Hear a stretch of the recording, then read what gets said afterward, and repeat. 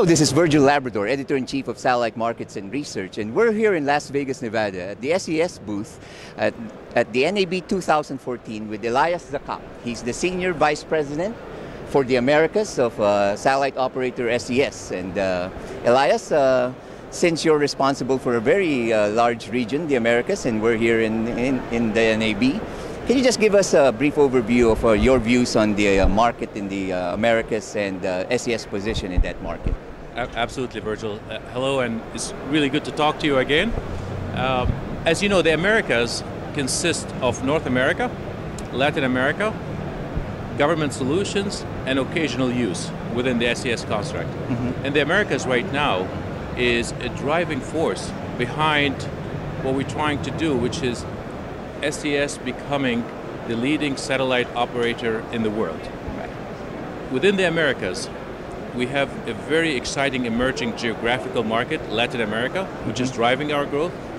We have a very exciting emerging vertical mobility specifically. Mm-hmm. So if you look at Latin America, for example, we have grown 25% last year in Latin America. We have doubled our business in Latin America in the last 3 years. It has been a very exciting market for us.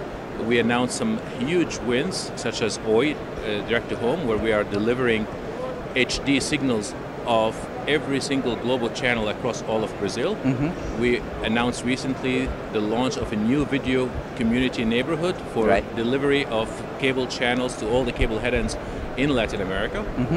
On the verticals in North America, we just announced today, for example, the first transatlantic flight on Delta Airlines utilizing SES satellite, SES6 specifically, to deliver consumer broadband onto that aircraft. Right. So it is a very exciting region. It is growing. And SES recognizes that. SES is investing heavily in the Americas. Over the last couple of years, we've invested over $2 billion in satellites in the Americas. 3 or 4 years ago, we started rejuvenating our fleet in North America. And then after that, we launched SES4 for Latin America. We have launched SES6 for Latin America. We just announced recently the construction of SES10, also for Latin America. So huge investments being made. So you mentioned the consumer on-air broadband. What other verticals are driving demand for satellite services in the Americas? So of course, we see mobility, both in the field of aeronautical and in the field of maritime. That is driving demand. Government is driving demand. Yes, we are seeing less demand in theaters of operations past, such as Middle East and Central Asia. But a lot of the troops are coming back to their home front, to North America, where there's a lot of training missions going on. And that's driving a lot of demand. And of course, we're expecting Ultra HD to drive demand, not this year or next year, but in 2, 3, 4 years out. So, and of course, SES is on the edge of innovation in that field, and we're positioning ourselves to make sure that we can deliver Ultra HD to the market when the market needs it. So you said that's about a year off, so nothing before the World Cup in Brazil in the summer? Well, the World Cup is a huge boost for our business right now in 2014.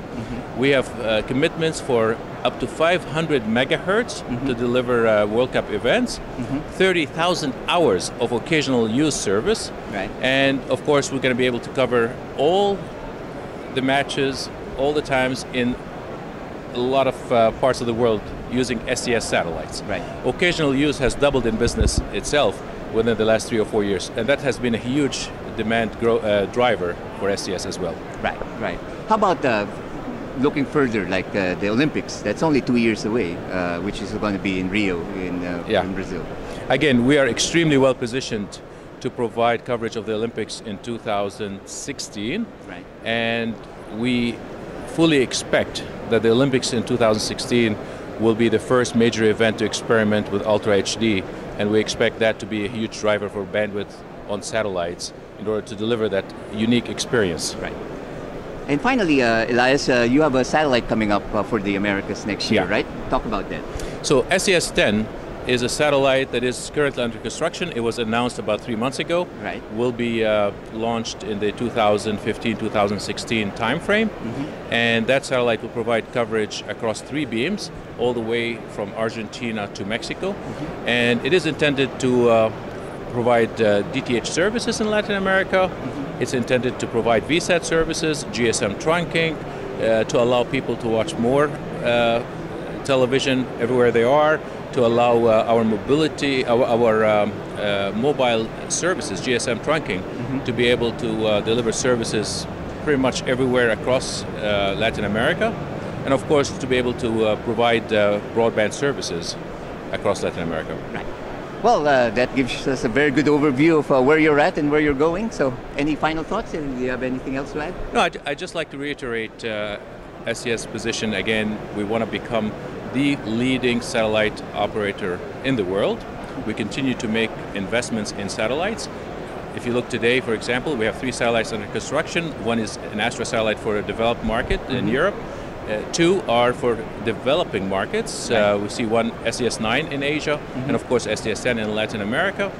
And we're doing it all while maintaining financial controls within the company. If you look at our headroom, for example, it's still a very sound financial company while we're investing heavily in our growth. Right.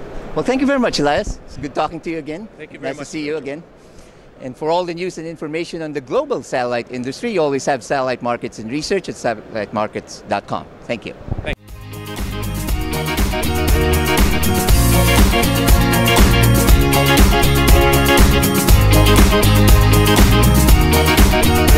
you.